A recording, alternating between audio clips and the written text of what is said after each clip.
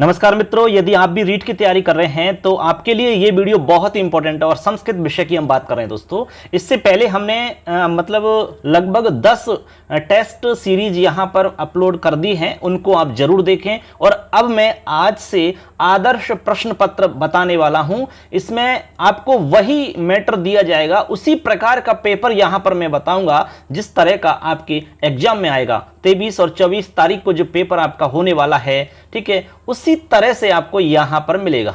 और मैं पूरा डिटेल से आपको समझाऊंगा, यहां पर पूरे अच्छे से समझ में आ जाएगा। और ये आपके लिए बहुत हेल्पफुल होगा दोस्तों, क्योंकि ये ऑल ओवर मैटर को लेकर के होगा। इसी तरह का पेपर आपके एग्जाम में आएगा, ठीक है। आपको पता है कि जैसे आपकी ग्रामर आती है दोस्तों, अब ग्रामर में आपको डायरेक्ट सवाल नहीं पूछे जाएंगे कि भाई संधि का सवाल डायरेक्ट आ गया। ऐसे एक आध सवाल आ सकते हैं, लेकिन ज्यादातर जो सवाल आएंगे वो आपके गद्यांश पर आधारित होंगे और आपके पद्यांश पर आधारित होंगे। यानी कि कोई एक गद्य दे दिया जाएगा, उस गद्य में से सवाल पूछे जाएंगे, या पद्य दे करके उसमें से सवाल पूछे जाएंगे। तो मैं बताऊंगा कि किस तरह के सवाल आते हैं, और मोस्ट इंपॉर्टेंट यहां गद्यांश भी बताऊंगा, कुछ पद्यांश भी बताऊंगा, और कुछ उदाहरण भी बताऊंगा इंपॉर्टेंट। तो चलिए, ये वीडियो आपको नहीं छोड़ना है दोस्तों, जरूर देखना है। अपने सभी दोस्तों को शेयर कर देना और चैनल को सब्सक्राइब कर देना, क्योंकि लगातार इसमें लगभग 10 मॉडल पेपर मैं आपको बताऊंगा, आदर्श प्रश्न पत्र, जो कि आपके लिए बहुत हेल्पफुल होंगे। और हमें पूरा विश्वास है कि आप पेपर देने के बाद में जरूर ये कहोगे कि वास्तव में इससे हमें बहुत फायदा हुआ दोस्तों। तो चलिए स्टार्ट कर लेते हैं। तो दोस्तों, इसको आप जरूर देखना, आधे पौन घंटे का टाइम इसमें आपको देना है, बस सब कुछ क्लियर हो जाएगा। लगातार आप देखोगे तो एकदम पक्की तैयारी हो जाएगी आपकी संस्कृत की, टेंशन फ्री। और संस्कृत एक ऐसा विषय है जिसमें सबसे ज्यादा नंबर ला सकते हो। तो चलिए आज का वीडियो स्टार्ट करते हैं। देखिए दोस्तों, यहां पर रीट एग्जाम 2022 की हम बात कर रहे हैं, और अभी फिलहाल में मैं पात्रता की बात कर रहा हूं यहां पर, ठीक है, पात्रता की। इसके बाद में जो मेन एग्जाम आपकी होगी जनवरी के अंदर, उसके लिए मैं अलग बताऊंगा, ठीक है। उसमें थोड़ा मैटर अलग रहेगा, उसमें अलग सिस्टम रहेगा, तो मैं अलग से बताऊंगा उसमें किस तरह के प्रश्न पूछे जाते हैं, उसका पेपर मैं अलग बनाऊंगा। अभी फिलहाल मैं पात्रता को ध्यान में रख करके मैं ये आपको बता रहा हूं। यहां पर देखिए, नंबर 1 आदर्श प्रश्न पत्र, ठीक है, मॉडल टेस्ट सीरीज के अंतर्गत ये हमारा चल रहा है।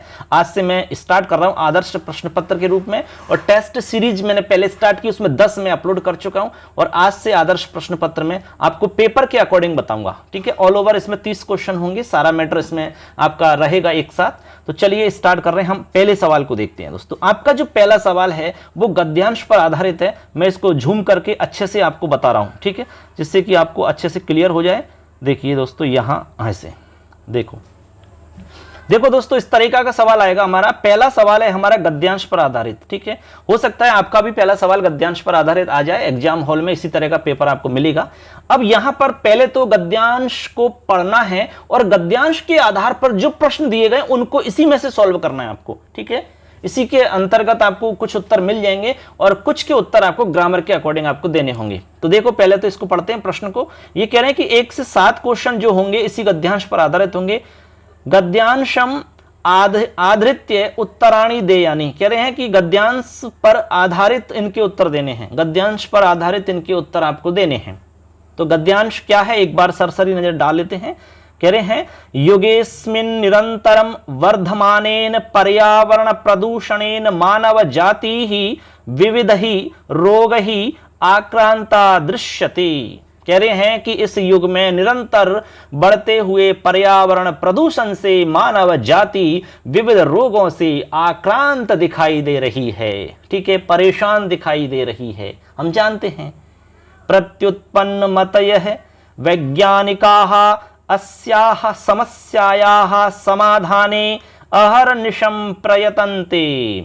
मतलब प्रत्युत्पन्न मति युक्त वैज्ञानिक इस समस्या के समाधान में दिन रात प्रयत्न कर रहे हैं, प्रयास में लगे हुए हैं, लगातार कोशिश कर रहे हैं, और ये देख रहे हैं कि ऐसा क्या उपाय हो सकता है जिससे कि इस समस्या का समाधान हो सके।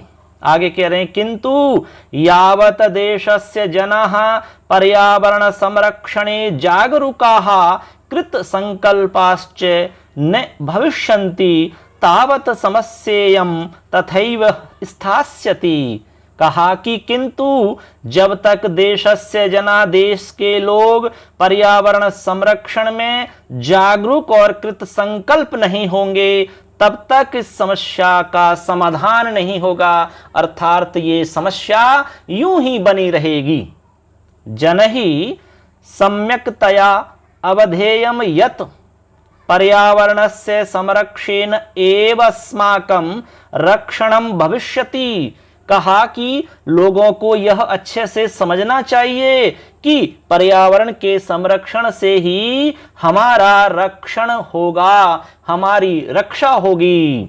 पर्यावरण शुद्ध नहीं होगा तो हम सब संकट में पड़ जाएंगे, और पर्यावरण शुद्ध होगा तो हम सब सुखी होंगे, संपन्न होंगे, अच्छे होंगे और स्वास्थ्य ठीक होगा।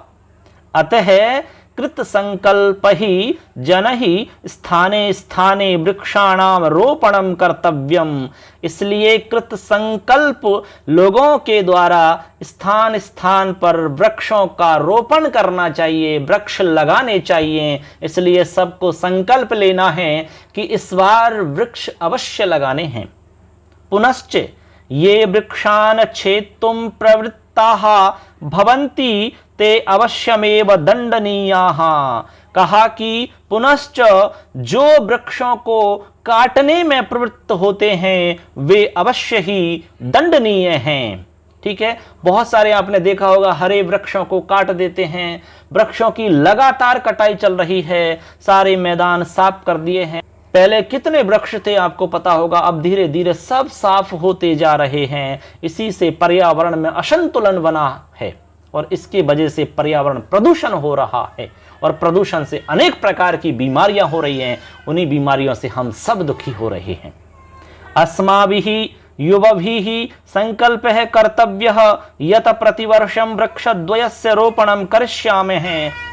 देखो यहां से अर्थ हो गया, अस्माभि युववी, हमारे युवा साथियों के द्वारा यह संकल्प करना चाहिए कि प्रतिवर्ष 2 वृक्षों का रोपण करूंगा। यानी ऐसा संकल्प लेना चाहिए कि मैं 2 वृक्ष लगाऊंगा हर वर्ष। और सभी लोग यदि ऐसा करते हैं तो कहीं पर भी हमें दिक्कत नहीं आएगी। पर्यावरण प्रदूषण की जो समस्या है उसका समाधान हो जाएगा।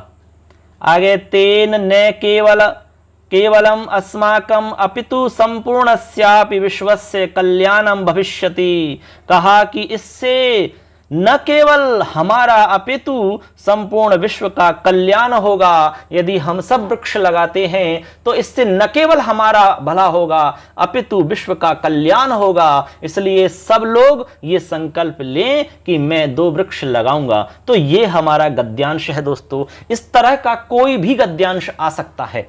यदि गद्यांश आपको समझ में आ जाता है तो फिर उसके जो प्रश्न हैं उनको आप आसानी से कर सकोगे दोस्तों। लेकिन कई बार कठिन भी आ सकता है जो आपको समझ में नहीं आ रहा है, तो फिर भी आपको प्रश्नों को समझ करके करना होता है इसमें, क्योंकि प्रश्न इसके आधार पर समझ में आ जाते हैं, ज़्यादा जटिल नहीं होते हैं। ठीक है, आसानी से मिल जाते हैं। इसी में थोड़ा सा ध्यान से देख लोगे तो इसमें आसपास में आपको उत्तर मिल जाते हैं। तो इस तरह आपको भी पढ़ना होगा गद्यांश। इस तरह दोस्तों पेपर में आपको भी इसी तरह से पढ़ना होगा। अब इसके प्रश्नों को देखते हैं। 1 से 7 प्रश्न इसके हैं, तो उनको हम समझते हैं एक एक सवाल को। चलिए पहला सवाल देखते हैं। यहां से देखिए दोस्तों, गद्यांश पर आधारित हमारा पहला सवाल है। समस्येयम इत्यत्र कह संधि। इस तरह से सवाल पूछा जाएगा।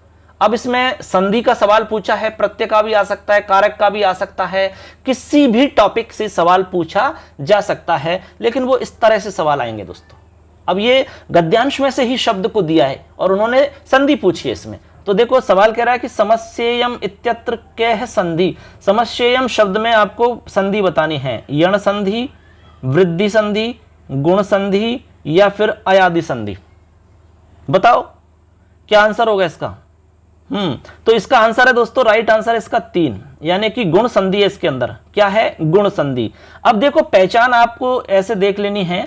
यदि कहीं पर ए दिख रहा है या फिर ओ दिख रहा है, ठीक है, मैं ट्रिक बता रहा हूं आपको, या फिर आपको अर दिख रहा है या फिर आपको अल दिख रहा है, तो समझ लेना दोस्तों 100% उसमें गुण संधि होगी। कुछ एक अपवादों को छोड़ करके गुण संधि हो जाएगी उसमें। ए, ओ और अर और अल ये दिखने चाहिए आपकी। जैसे रमेश है, दिनेश है, सुरेश है, गणेश है, परमेश है, इस तरह के शब्द आपको दिखेंगे, उनमें सब में संधि हो जाएगी आपकी गुण संधि। अब जैसे ओ का है सूर्योदय, ओ दिख रहा है, कहीं पर भी ओ दिख रहा है तो समझ जाना। इसके अलावा जैसे कि अर दिखे, अर की ध्वनि आए, अल की ध्वनि आए, जैसे वसंत ऋतु, महर्षि, देवर्षि, सप्तर्षि, ठीक है, इस तरह के शब्द दिखें तो समझ लेना अर आ रहा है, इसका मतलब गुण संधि है। अल आ रहा हो तवलकार, ममलकार, इस तरह के दिख रहे हैं तो समझ लेना गुण संधि है।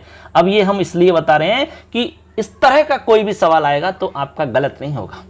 तो यहां उत्तर हो गया आपका गुण संधि। अब कैसे हुआ मैं इसको और स्पष्ट करता हूं। यहां समस्येयम जो शब्द है दोस्तों, इसका मैं आपको विच्छेद करके दिखाता हूं, उससे आपके लिए मतलब आसान हो जाएगा। देखो समस्या धन इयम है, ये समस्या धन इयम, ऐसे आपको इसका विच्छेद करना होगा दोस्तों। समस्या धन इयम, अब देख लो आप, समस्या में आ है और इयम में ई है, आ के बाद में ई मिल गया तो दोनों के स्थान पर गुण एकादेश हो जाएगा। जैसे रमाधन ईश होता है, ठीक है, इसी तरह समस्या धन इयम है तो बन जाएगा समस्येयम। क्लियर? इस तरीका से आगे चलिए अगला सवाल देखते हैं दोस्तों। ऐसे मैं एक एक सवाल को अच्छे से बताऊंगा, टाइम थोड़ा सा लग सकता है देखिए दोस्तों, लेकिन आपको बहुत अच्छा मैटर बताऊंगा मैं, आपको दिक्कत नहीं आएगी। लेकिन चैनल को सब्सक्राइब कर लेना यार और अपने दोस्तों को शेयर कर दो। आगे है हमारा सवाल, छेतुम इत्यत्र प्रत्यय वर्तते। छेतुम में आपको प्रत्यय बताना है, इस तरह के उदाहरण आपसे पूछे जा सकते हैं। ठीक, अब देखो पहले तो आपको यह देखना है दोस्तों कि छेतुम के अंदर धातु कौन सी है। तो यहां पर मैं बता रहा हूं, यहां पर है दोस्तों छिद धातु। कौन सी है? छिद धातु। अब आपको प्रत्यय बताना है, ऑप्शन है तुमुन, तुम, त, त्वा। अब आपको हम बता देते हैं दोस्तों, जब किसी भी शब्द के अंदर तुम की ध्वनि आ रही है, तुम, तो समझ लेना वहां पर तुमुन प्रत्यय है। कौन सा प्रत्यय होगा? तुमुन प्रत्यय है वहां पर, तुमुन। अब आप खुद ही समझ लेना कि इसमें कौन सा राइट होगा। तो यहां पर एक नंबर का ऑप्शन है ना, ये करेक्ट होगा, क्योंकि यहां तुमुन प्रत्यय है। छिद धातु से तुमुन जोड़ा तो बना, छिद में जो ई है इसको हो जाएगी आपके गुण होकर के बन जाएगा छेद। ठीक है, और छेद में आपको तुम जोड़ना है, तुमुन में से आपका तुम शेष रहता है तो बना छेद धन तुम। ठीक है, इसके बाद में आपका जो द है ये बन जाएगा पहले अक्षर में चला जाएगा, यानी चर्त्व हो जाएगा तो बन जाएगा छेद तुम, छेद तुम। इस तरीका से बन जाएगा आपका। क्लियर है? कोई दिक्कत नहीं है। चलो आगे चलते हैं। अगला सवाल है हमारा, बहुत ही बढ़िया सवाल है, विशेषण पदम वर्तते। अब यहां पर आपको दोस्तों विशेषण पद बताना है। अब विशेषण क्या होता है पहले तो ये समझना चाहिए आपको। विशेषण का मतलब होता है किसी की विशेषता, ठीक है, किसी के बारे में कुछ बताया जा रहा हो, गुण दोष इत्यादि कुछ भी हो, वो विशेषण है उसके, यानी कि कुछ विशेष बातें हैं उसकी। जैसे हमने कहा कि बुरा आदमी, अब बुरा आदमी तो इसमें आदमी का विशेषण हो गया बुरा। हमने कहा कि लंबा आदमी तो लंबा उसका विशेषण हो गया। हमने कहा कि काला आदमी तो काला उसका विशेषण हो गया। हमने कहा कि गोरा आदमी तो गोरा उसका विशेषण हो गया भैया। ऐसे इस तरीका से विशेषण होता है। अब इसी तरह आपको बताना है इसमें। तो देखो ऑप्शन है विविधई रोगहि मानव जाति ही आक्रांता। हमने आपको बता दिया विशेषण क्या होता है, तो आंसर बताइए अब क्या होगा। तो यहां दोस्तों राइट आंसर हो जाएगा आपका विविधई। क्या हो जाएगा? विविधई। बात समझे कि नहीं? कैसे? अब इसमें आपको देखना है गद्यांश के अंदर। अब दोस्तों देखो यहां पर मैं आपको गद्यांश में दिखाता हूं। देखिए यहां पर आपको पता चल जाएगा। देखो पहली लाइन है स्टार्टिंग वाली, इसी में मिलेगा, युगेश में निरंतरम वर्धमानेन पर्यावरण प्रदूषणेन मानव जाति ही विविध ही रो गई। यहां मिल गया। आपको हम ये बता देते हैं कि विशेषण विशेष्य जो होते हैं दोस्तों वो एक साथ मिलते हैं, बिल्कुल नजदीक में बैठे रहते हैं। जैसे हमने कहा कि काला और आदमी, अब आदमी और काला दोनों अलग अलग नहीं रहेंगे, अलग अलग रहेंगे तो कैसे आपका पता चलेगा कि भाई इसमें विशेषण विशेष्य है? ये साथ में रहेंगे, ये साथ में। जैसे हमने कहा कि सफेद दूध है, तो दूध तो सफेद ही होता है। खैर हमने कहा कि जैसे काला रंग है तो रंग के साथ में काला चलेगा ना। ऐसा थोड़ी है कि काला अलग जा रहा है और रंग अलग जा रहा है, ऐसा तो नहीं हो सकता भाई। हमने कहा कि पीली धोती वाला आदमी है तो पीली धोती उसकी विशेषण है व्यक्ति का, तो पीली धोती जाएगी तो आदमी भी जाएगा ना साथ में। ऐसे मान लो आप, तो ये साथ साथ में रहते हैं ऐसे समझो आप। तो विविध ही रोग ही, तो रोग की विशेषता है विविध है, यानी विविध प्रकार के रोगों से, विविध प्रकार के रोगों के द्वारा। तो यह रोग ही विविध ही, यानी रोग का विशेषण हो गया विविध ही, ठीक है। तो यहां आंसर हमारा हो जाएगा विविध ही, क्योंकि हमसे विशेषण पद पूछा जा रहा है। क्लियर है, तो विशेषण पद हो जाएगा विविध ही। चलो अगला सवाल देखते हैं।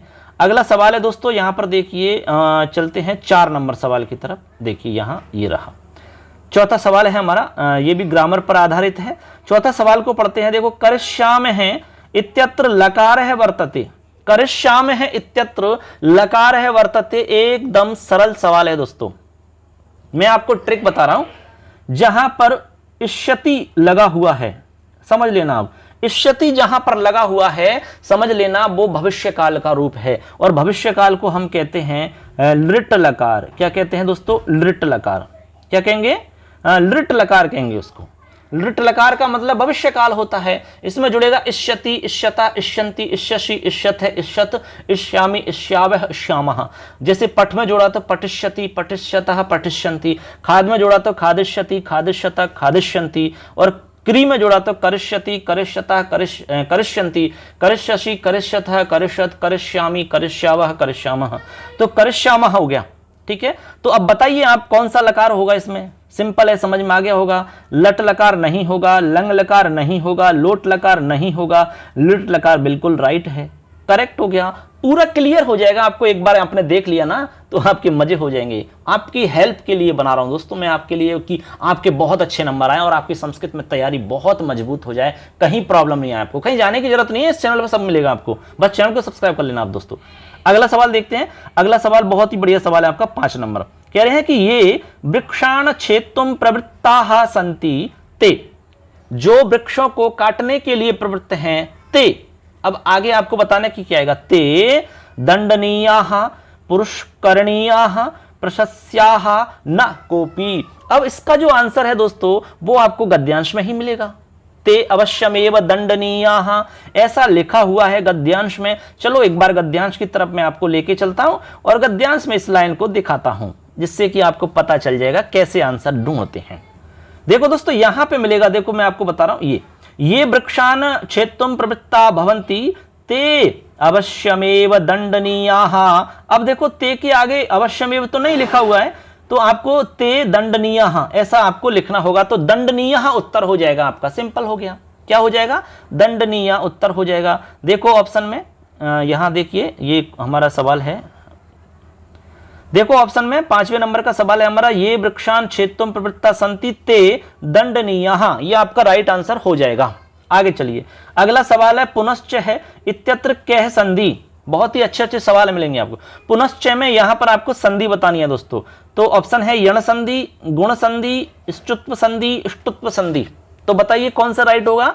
तो मैं बता रहा हूं इसका राइट आंसर, आपने भी सोच लिया होगा। 30 में से कितने सही हो रहे हैं आपके, ये बताना लास्ट में, आप कमेंट करके जरूर बताना, जिससे आपका खुद का मूल्यांकन हो सकेगा। ठीक, तो यहां पर तीसरा वाला एकदम करेक्ट है, इष्टुत्व संधि है। इष्टुत्व संधि आपने पढ़ी होगी, इस्तो इष्टुना इष्टु, ठीक है। तो यहां पर दोस्तों इष्टुत्व संधि है, आपको इसमें दिख रहा होगा जैसे कि पुनः और ये आपका च, ठीक है। अब सर का से बन गया तो आप इसको पुनः कर सकते हैं और फिर चे कर सकते हैं, ठीक है। अब चे है आगे और यहाँ पर आपका से है, तो ये आपका इष्टुत्व संधि हो जाएगी। यहाँ पर आपका तालव्य शकार हो जाता है, इस्तो इष्टुना इष्टु, जैसे कश्चित बनता है, रामश्चिनोति बनता है, हर्ष्येते बनता है। इस तरह के उदाहरण आपने पढ़े होंगे, ये सब के सब यहाँ बन जाते हैं इस संधि के अंदर, ठीक है। क्लियर है? इसमें कोई डाउट है तो आप सवाल पूछ सकते हैं, वैसे कोई इसमें ज्यादा खास बात नहीं है, आपका बन जाएगा रूप। अब चलते हैं अगले सवाल। अब देखो दोस्तों गद्यांश के आधार पर जो हमारा लास्ट सवाल है 7वें नंबर का, उसको देखते हैं। प्रतिवर्षम इत्यत्र समास है। प्रतिवर्षम में आपको समास बताना है। अब देखो प्रतिवर्षम की तरह जितने भी शब्द हैं आपके, उनमें आपका कौन सा समास होगा बताऊंगा मैं आपको, लेकिन ऑप्शन देखते हैं। अव्ययभाव समास, तत्पुरुष समास, द्वंद्व समास और बहुब्रीहि समास। बताओ। हाँ बिल्कुल सही है दोस्तों, यहां पर आपका राइट आंसर है अव्ययभाव समास है यहां पर। तो मैं आपको बता रहा था कि प्रति वर्षम की तरह जितने शब्द हैं, और जैसे कि आपका प्रतिपलम है, ठीक है, प्रतिपलम है, जैसे कि आपका प्रति क्षणम है, ठीक है, इस तरीका के प्रतिदिनम है, ठीक है, इस तरह के जितने भी शब्द हैं उनमें आपका अव्ययभाव समास होगा। कौन सा होगा? अव्ययभाव समास होगा। जैसे कि दिनम, दिनम प्रति इति प्रतिदिनम, ठीक है। अब यहां पर क्या है, जो प्रति प्रति हैं उनमें से एक शेष रह जाता है। क्या रहता है? एक प्रति प्रतिपलम, प्रतिपलम, इस तरह से प्रति प्रति क्षणम, प्रति क्षणम, प्रति प्रति वर्षम, प्रति वर्षम, इस तरह से यहां पर विग्रह होता है दोस्तों। तो समझ गए होंगे आप। ऐसे कोई भी उदाहरण और भी मिलेंगे तो आप समझ जाना अव्ययभाव समास है। और अव्ययभाव समास में पहला जो पद होता है दोस्तों वो आपका अव्यय होता है, और प्रति आपका अव्यय है, और दूसरा शब्द आपका कोई भी संज्ञा शब्द होता है। तो यहां वर्षम जो है आपका संज्ञा शब्द है। इस तरह हमारे 7 प्रश्न हो जाते हैं। अब चलते हैं हम आगे। आगे हमारा एक श्लोक आ रहा है दोस्तों। अब श्लोक में आपको कुछ सवाल मिलेंगे, तो पहले एक बार हम श्लोक को देखते हैं। इसी तरह आपको पेपर में भी मिलेगा। चलिए श्लोक को पढ़ते हैं। कह रहे हैं कि यहां पर 8 से 14 पर्यंतम, 8 से 14 तक के इसमें जो प्रश्न हैं वो श्लोक पर आधारित होंगे। श्लोकम आधारीकृत्य उत्तराणी देयानी, कह रहे हैं कि श्लोक पर आधारित आपको उत्तर देने इनके। बात समझ गए? तो पहले श्लोक को पढ़ो, उसके बाद में हम श्लोक को थोड़ा सा समझेंगे, क्योंकि समझेंगे नहीं तो उत्तर कैसे दोगे आप? बात समझे? चलिए इसको बोलते हैं। जाड्यम धियो हरति सिंचति वाची सत्यम, मानोन्नति दिशति पापमपाकरोति, चेतः प्रसादयति दिक्षु तनोति कीर्तिम, सत्संगति ही कथया किम न करोति पुंसाम। ये लाइन आपने सुनी होगी क्योंकि ये सूक्ति है। अब देखो ये जो श्लोक है आपका, ये श्लोक आपने पढ़ रखा होगा, छंदों में पढ़ा होगा आपने। जब छंद आप तैयार कर रहे होंगे तो वहां आपने उदाहरण पढ़ा होगा, क्योंकि ये प्रसिद्ध उदाहरण है। तो इसका मतलब क्या है? जाड्यम धियो हरति सिंचति वाची सत्यम। यह अर्थ है दोस्तों कि अच्छे मित्रों का जो साथ है वो बुद्धि की जड़ता को हर लेता है। हमारी जो बुद्धि जड़ बुद्धि होती है, मूर्ख बुद्धि होती है, वो मूर्ख बुद्धि या जड़ बुद्धि को हर लेता है। कौन? अच्छे मित्रों का साथ, मित्रों का साथ, सत्संगति कह सकते हैं। ठीक है, तो अच्छे मित्रों का साथ बुरी बुद्धि या जड़ बुद्धि को हर लेता है। इसके अलावा कह रहे हैं कि सिंचति वाची सत्यम, और वाणी में सत्य का संचार करता है। हमारी वाणी में सत्य का संचार होता है दोस्तों। इसके अलावा मान और उन्नति को बढ़ाता है, मानोन्नति, मान और उन्नति को बढ़ाता है। और पाप से मुक्त करता है, पापम अपाकरोति, अपाकरोति यानी दूर करना।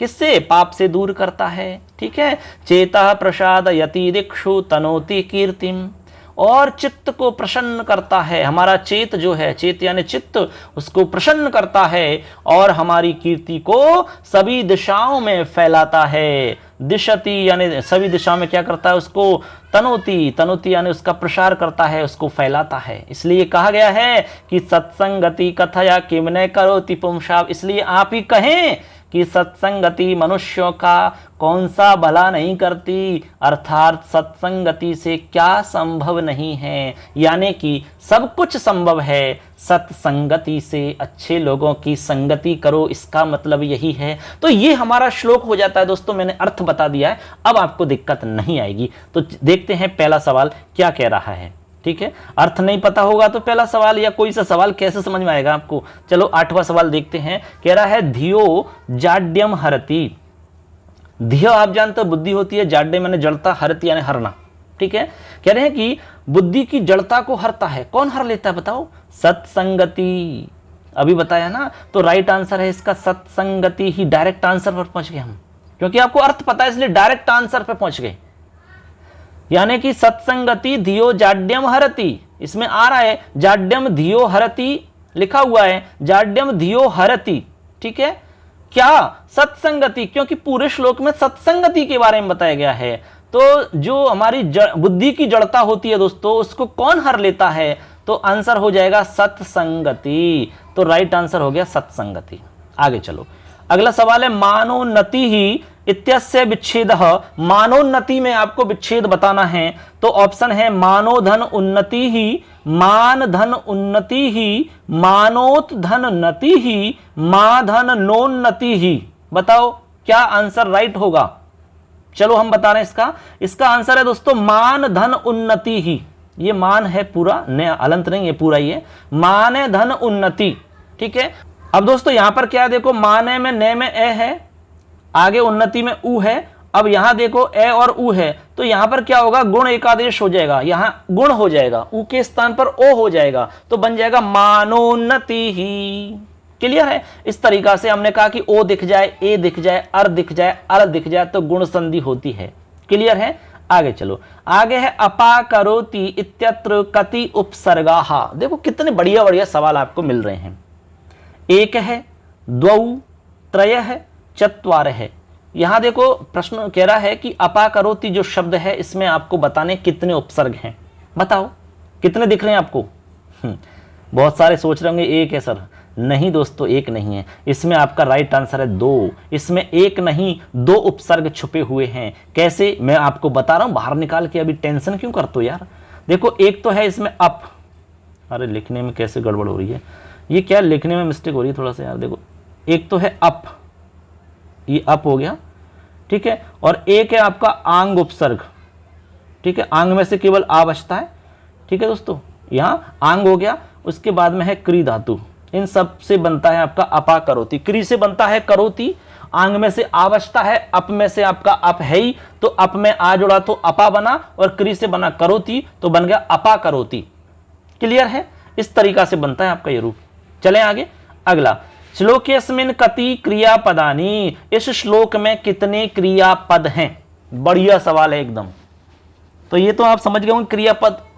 क्रिया जानते हैं, जैसे पठती, हसती, लिखती, गच्छति, आगच्छति, दिशति, कीर्ति, ये तनोति, कीर्ति नहीं है तनोति, ठीक है। इस तरह के जो आपके क्रियापद हैं इनको छांटना है। टोटल कितने हैं ऐसे आपको जोड़ के बताना है। तो मैं आपको राइट आंसर बता रहा हूं और आप खुद ढूंढना, ये मैं आपको थोड़ा सा काम छोड़ के बता रहा हूं।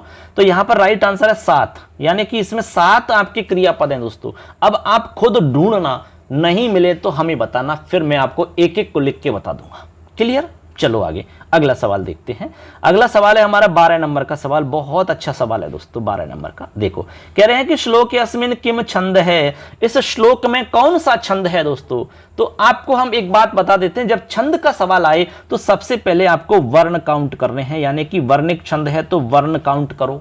सबसे पहला काम, वर्णों से ही काम चल जाएगा। वर्णों से काम नहीं चले तो गण लगाइए, ठीक है। तो उससे तो काम चलेगा ही चलेगा, लेकिन हमारा काम 90% वर्णों से चल जाता है। तो आप वर्ण गिनो, इसमें फटाफट कितने हो रहे हैं गिन लो। तो देखो इसमें है जाड्यम, धियो, हरति, सिंचति, वाची, सत्यम। आप इसमें गिन लेना, मैं भी चलो मैं गिन के बता देता हूं आपको। टेंशन क्यों कर रहे हो यार। देखो ये रहा, एक लाइन में गिन के बता देता हूं। देखो जाड्यम 2 शब्द हो गए, आधा अक्षर को गिना नहीं जाता कभी भी। धियो 2 हो गए, हरति 3 शब्द हैं, सिंचति में आपका आधा नहीं गिना जाएगा, 3 शब्द हैं, वाची में 2 शब्द हैं, सत्यम में 2 शब्द हैं। अब गिन लो आप, 1 2 3 4 5 6 7 8 9 10 11 12 13 14, ये 14 वर्ण है टोटल। अब सभी लाइनों में 14 वर्ण मिलेंगे आपको। अब समझ गए कि नहीं आप। 14 वर्ण केवल एक ही जगह होते हैं दोस्तों। इसमें आप उदाहरण देख लो, ऑप्शन में देखो, यहां पर देखिए, एक तो वसंत तिलका दे रखा है, एक वंशस्थ दे रखा है, एक मालनी दे रखा है, एक द्रुत विलंबित दे रखा है। वसंत तिलका में 14 वर्ण होते हैं, तो राइट आंसर हमारा वसंत तिलका हो जाएगा। मालनी नहीं हो सकता, क्योंकि मालनी में तो 15 वर्ण होते हैं, वंशस्थ में 12 वर्ण होते हैं, द्रुत विलंबित में 12 वर्ण होते हैं। तो हमारा राइट आंसर हो जाएगा 14 वर्ण वाला वसंत तिलका। बात क्लियर है। इस तरह से आपको ये समझना है दोस्तों, एकदम अच्छे से समझ में आ गया होगा। अब चलो अगला सवाल है, सत्संगति ही किम अपाकरोति। अपाकरोति यानी दूर करना। सत्संगति क्या दूर करती है भैया। जाढ्यम, पापम, चेतः या कीर्तिम।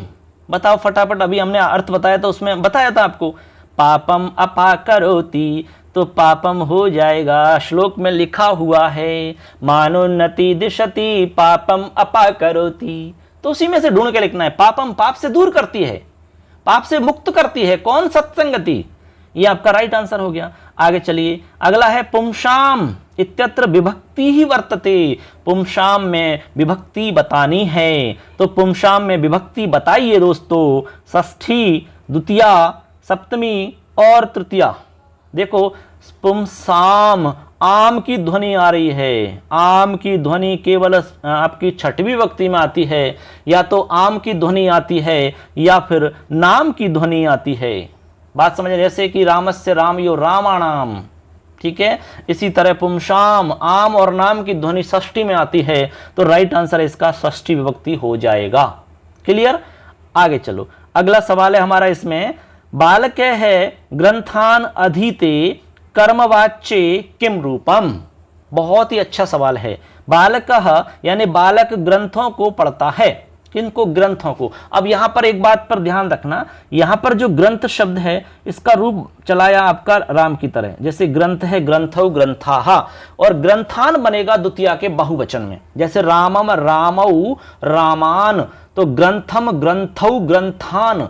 अब यहां पर चूंकि बहुवचन है ये, तो इसका मतलब है कि जो ग्रंथ पढ़ रहा है, ग्रंथों का अध्ययन किया जा रहा है, वो एक नहीं है, बहुत सारे ग्रंथ हैं। तो बालक ग्रंथों का अध्ययन करता है या ग्रंथों को पढ़ता है, बहुवचन का रूप है, तो इसको आपको ध्यान में रखना, बहुवचन का ही हमें रूप बनाना है आगे। अब दोस्तों हम आपको बता दें कि कर्मवाच्य बनाते समय हमें करना क्या होता है। हमें करना होता है 311 को फॉलो करना होता है, यानी ये हमारी ट्रिक है, एक शॉर्ट तरीका है 311 का। यानी कि आपको कर्ता को सबसे पहले तीसरी विभक्ति में लाना होता है और कर्म को आपको प्रथमा विभक्ति में लाना होता है, उसके बाद में कर्म के हिसाब से अपनी क्रिया लानी होती है। ये मतलब है आपका एक एक का। एक एक का मतलब है कि आपका जैसा कर्म होगा वैसी क्रिया होगी, और कर्ता बेचारा तीसरी में होगा यानी तृतीय विभक्ति में होगा। तो सबसे पहले बालक शब्द है, तो बालक में तृतीय लगाइए, ठीक है, बना के बता देता हूं मैं आपको, ऑप्शन बाद में ढूंढ लेंगे आप। तो बालक में तृतीय लगेगी तो बालकेन बनेगा, आप बोल के देख लो राम की तरह, बालकेन, ठीक है, रामेन की तरह, तृतीय लग गई। इसके बाद में अब बीच में है ग्रंथान। अब ग्रंथान जो है हमारा, इसको हमें करना है प्रथमा विभक्ति में, तो प्रथमा में राम की तरह चलाओ, इसका ग्रंथ है ग्रंथौ ग्रंथाः, क्या बना? ग्रंथाः। तो यहां पर प्रथमा करना है हमें, द्वितीय तो ऑलरेडी है इसमें ग्रंथान में, लेकिन हमें तो प्रथमा में लाना है ना इसको, तो ग्रंथाः कर दो आप, तो क्या कर देंगे? ग्रंथाः, ठीक है। अब ये बात देखना आप ढंग से कि ग्रंथा बहुवचन है, तो आपकी जो क्रिया होगी अब वो बहुवचन में ही होगी, बात समझना आप, बहुवचन के अंदर ही होगी। अब ऑप्शन में देखो, पहला ऑप्शन इसलिए गलत है क्योंकि क्रिया बहुवचन में नहीं है, दूसरा ऑप्शन क्रिया बहुवचन में है, ये बिल्कुल ठीक है क्रिया, लेकिन यहां ग्रंथानी कर रखा जो कि गलत है, इसलिए कैंसिल हो गया। अब है तीसरे वाले में अधियंते, ये बिल्कुल सही है, ग्रंथा भी सही है और बालकिन भी सही है, तो आपका राइट आंसर तीसरा वाला हो जाएगा, ठीक है। तो क्रिया हो जाएगी अधियते अधियेते अधियंते, इस तरह रूप चलता है इसका, ठीक है। और लास्ट वाला होगा नहीं क्योंकि यहां पर इन्होंने ग्रंथेन बना रखा है जो कि एकदम गलत है। तो इस तरह से बन जाएगा बालकेन ग्रंथा अधियंते। ये हमारा वाच्य परिवर्तन होता है दोस्तों, और दिक्कत हो तो आप बता देना, मैं वीडियो बना दूंगा अलग से इस पे 1-2 दिन में अभी, ठीक है। आगे चलिए, इस तरह से दोस्तों हमारे सवाल हो जाते हैं 15। ये आपके ग्रामर पर आधारित सवाल हैं, इस तरह से ग्रामर वाले सवाल पूछे जाएंगे आपसे। आप क्या सोच रहे थे डायरेक्ट सवाल पूछे जाएंगे आपसे? नहीं, इसी तरह के आएंगे सवाल पेपर में आपको। अब हम चलते हैं आगे। अब आपको जो प्रश्न मिलेंगे वो मिलेंगे सारे के सारे प्रश्न आपके शिक्षण विधियों के। तो चलिए शिक्षण विधियों के सवालों की तरफ चलते हैं। चलिए दोस्तों, हमारा अगला सवाल है 16 नंबर पे। शिक्षण विधियों के सवाल मिलेंगे आपको लगातार सारे के सारे। भंडारकर विधेहे आदि में है, सोपान क्रम है वर्तते। भंडारकर विधि आपने पढ़ी होगी, भंडारकर विधि के बारे में जानते हैं, ग्रामर की विधि है। तो भंडारकर विधि में आदिम सोपान कौन सा है भैया? आदि सोपान क्या माना जाता है इसमें? देखो ऑप्शन है व्याकरण का ज्ञान, संस्कृतात आंग्ल भाषायाम अनुवाद, आंग्ल भाषा या संस्कृते अनुवाद, या शब्दकोशस्य ज्ञानम। बताओ राइट आंसर कौन सा होगा इसमें? अपना अपना आंसर ढूंढ लीजिए सभी और मन में सोच लो, लास्ट में स्कोर भी बताना। चलो हम बता रहे हैं इसका राइट आंसर, सभी लोग सोच लेना। इसका जो राइट आंसर है दोस्तों 1 नंबर, यानी कि व्याकरण ज्ञान जो है ये इसमें आदिम सोपान होता है, पहला सोपान। किसमें? भंडारकर विधि में सबसे पहला सोपान रहता है कि व्याकरण का ज्ञान करवाया जाए। ठीक, ये क्लियर है सबके, इसमें कोई ज्यादा खास बात है नहीं। आगे चलो, अगला सवाल है हमारा, संस्कृत भाषायाम कथित आदेशानुसारेण कार्य संपादनेन विकासो भवति। अब देखो यहां आपको ये समझ में आना चाहिए कि क्या क्या रहा है, आपसे क्या पूछ रहा है ये, अरे तभी तो आंसर लिखोगे आप। तो हमारे कई साथियों को ये समस्या आ रही है कि भाई इसमें क्या पूछा जा रहा है, ये समझ में नहीं आ रहा है, तो मैं आपको हिंदी में बताऊंगा जिससे आपको थोड़ा सा आसान हो जाएगा। ये कह रहा है कि संस्कृत भाषायाम, संस्कृत भाषा में कथित आदेश के अनुसार कार्य संपादन से विकास होता है। कार्य संपादन से विकास होता है किससे? कथित आदेश के अनुसार। जैसे आपको कुछ आदेश कह दिया कि कथित रूप से कह दिया कि आपको ऐसा करना है फलाना मौखिक रूप में, और उससे कार्य संपादन में विकास होता है। तो ये क्या है, कौन सा कौशल है, ऐसे आपको बताना है। भाषण कौशलस्य, व्याकरण दक्षतायाः, लेखन कौशलस्य। किसका विकास होता है? मतलब ये है श्रवण कौशलस्य। बताओ कार्य संपादन से किसका विकास होता है, ये हमारा सवाल है। तो बताइए। तो इसमें सिंपल है, आपका राइट आंसर होगा दे, यानी कि 4 नंबर श्रवण कौशल। अब श्रवण कौशल आपको पता है कि सुनने से ही तो होगा। श्रवण कौशल का मतलब श्रुत्वार्थ ग्रहण करना, मतलब सुनकर के अर्थ ग्रहण करना, यही मुख्य इसमें उद्देश्य रहता है हमारा श्रवण कौशल का। तो यही तो इसमें कहा जा रहा है, संस्कृत भाषा में कथित आदेश के अनुसार कार्य संपादन से विकास किसका होता है, तो श्रवण कौशल का विकास होता है। ये आपका राइट हो गया। व्याकरण दक्षता नहीं होगा, भाषण कौशल नहीं होगा, लेखन कौशल नहीं होगा, क्योंकि इसमें कथित आदेश की बात चल रही है। ऐसे अगला सवाल देखो, पठन कौशलस्य उद्देश्यमस्ति। पठन कौशल का उद्देश्य है क्या है, बताओ।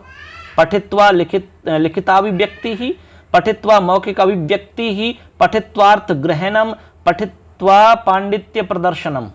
ऐसे सवाल जरूर मिलेंगे आपको। बताओ पठन कौशल का उद्देश्य क्या है, तो इसका राइट आंसर है 3 नंबर पठित्वार्थ ग्रहणम। पठन कौशल का आपका उद्देश्य होगा पढ़ करके अर्थ ग्रहण करना।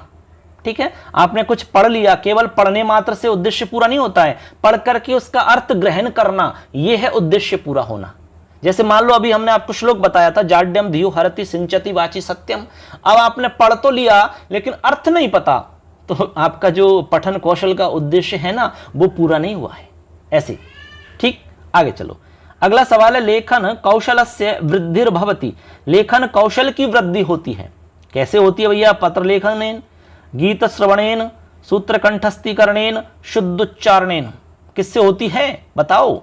लेखन कौशल की वृद्धि होती है, तो राइट आंसर हो जाएगा पत्र लेखनेन। अरे लेखन कौशल अच्छा लिखने से ही होगा ना।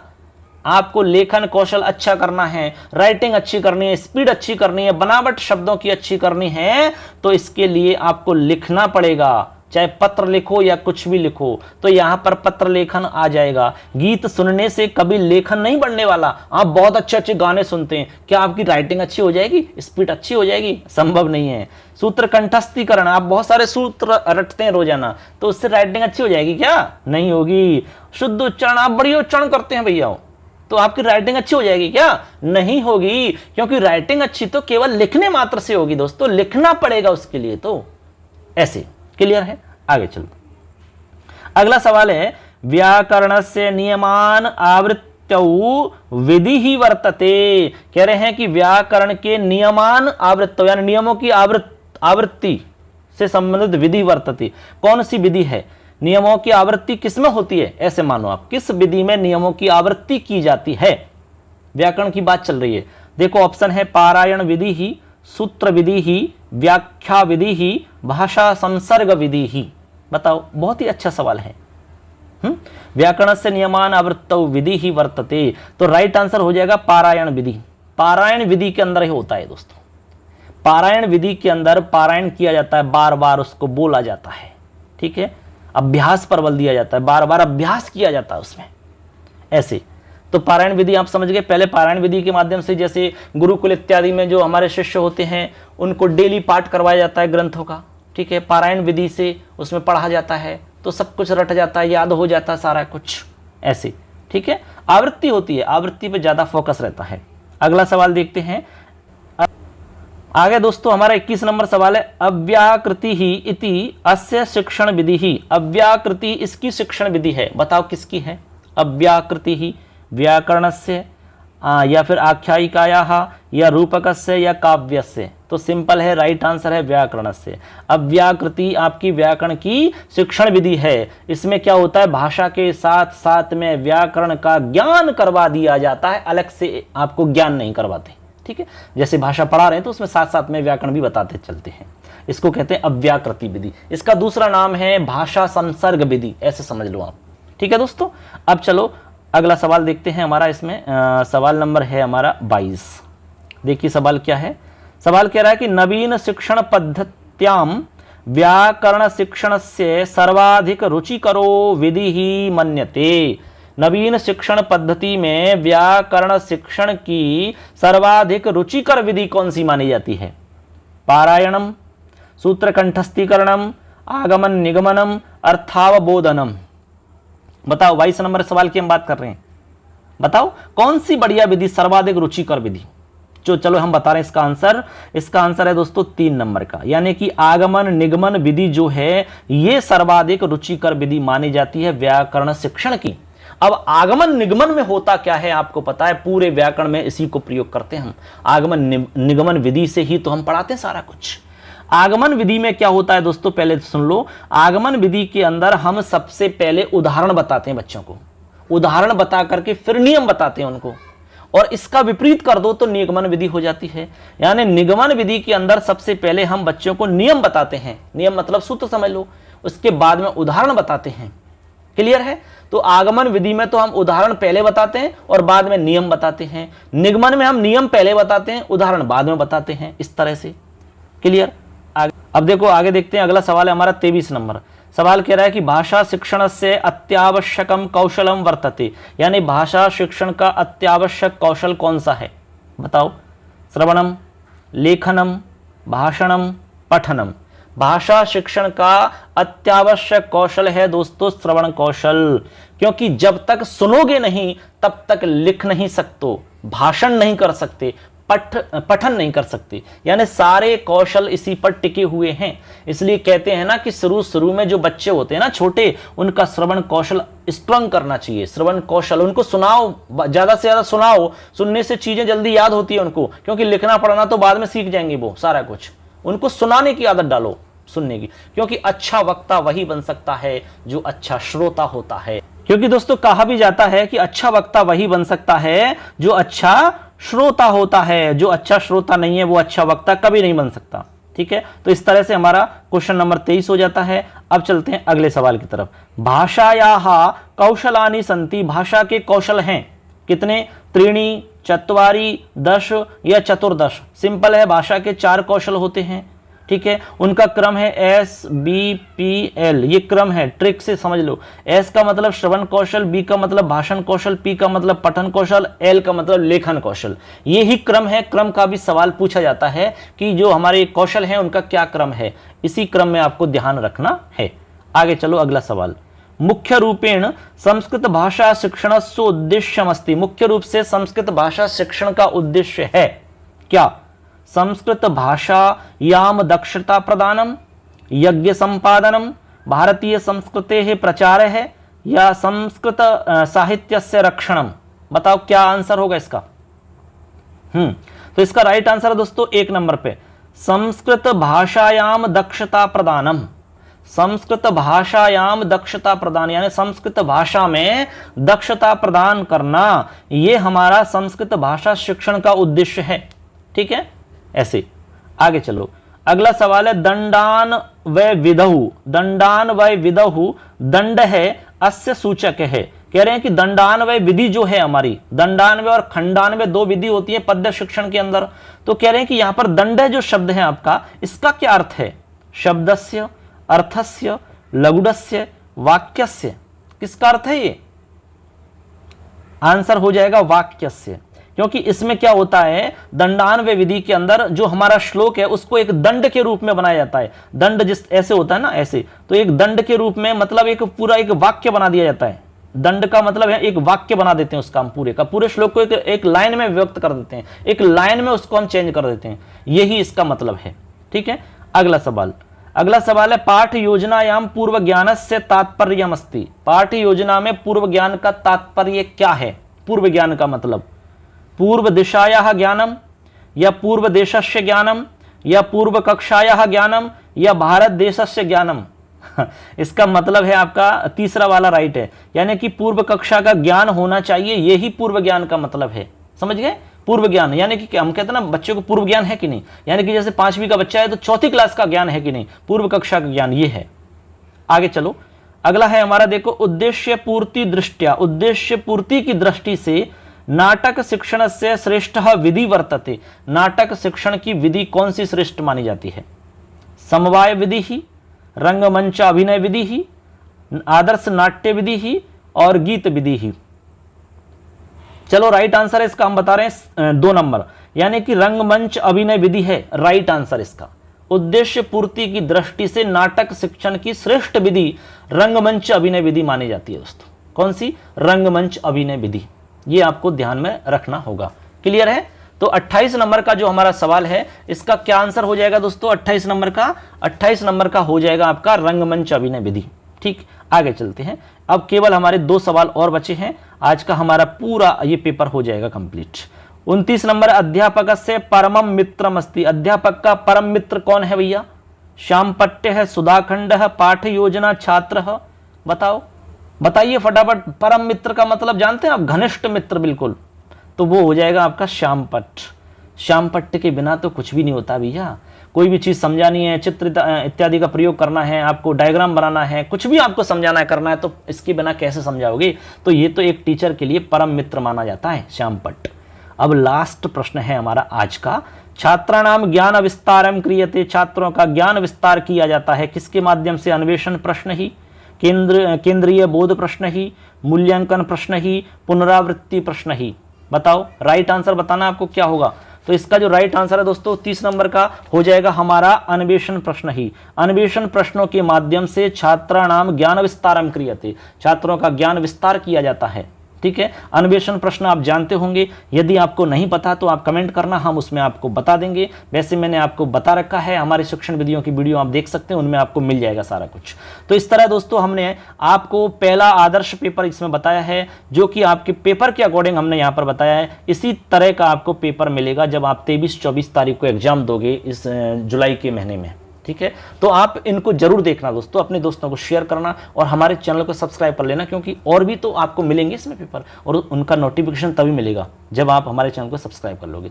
तो आज का हमारा ये वीडियो कैसा लगा आपको जरूर बताना है। और कोई भी डाउट है आपका, कोई भी प्रश्न है, कोई भी किसी भी तरह का सवाल है, तो आप बेझिझक पूछ सकते हैं, आपको जरूर उत्तर मिलेगा दोस्तों। धन्यवाद सबके लिए, मिलेंगे नेक्स्ट पेपर में। तब तक के लिए जय हिंद, वंदे मातरम। आप सुन रहे मैं आप सबका दोस्त लखनलाल माली। धन्यवाद सबका।